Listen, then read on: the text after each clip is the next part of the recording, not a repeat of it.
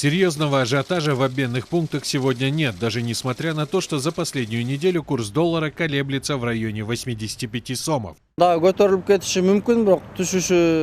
кажется, он еще будет расти, но в ближайшие дни точно не понизится. На изменение курсов валют мы никак не влияем. Мы просто покупаем и продаем согласно установленному НБКР курсу.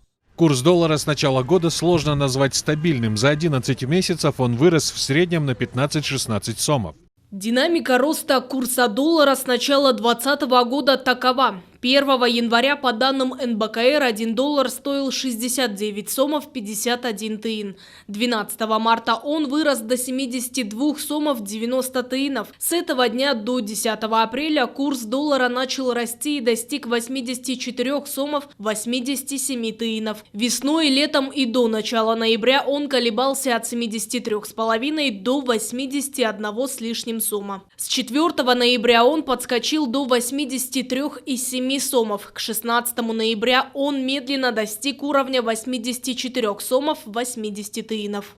В связи с очередным повышением стоимости доллара по отношению к сому на прошлой неделе Национальный банк провел валютную интервенцию на сумму 26,8 миллионов долларов. Это 16-я интервенция с начала года. В общей сложности на сумму более 382 миллионов долларов. Все эти меры предпринимаются для стабилизации курса национальной валюты. С момента введения национальной валюты в Кыргызской республике действует режим плавающего обменного курса, который означает, что курс формируется на основе спроса и предложения.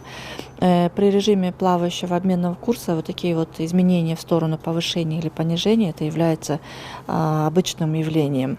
На курс иностранной валюты, в частности доллара, влияют как внешние факторы, так и внутренние. По словам экономистов, основным фактором, влияющим на доллар, является состояние мировой экономики. Также большую роль играет пандемия, из-за которой закрылись границы и отечественный бизнес теряет свои позиции. И баланс спроса и предложения формируется на основе внешних и внутренних факторов, которые можно отнести как состояние платежного баланса, состояние тенденции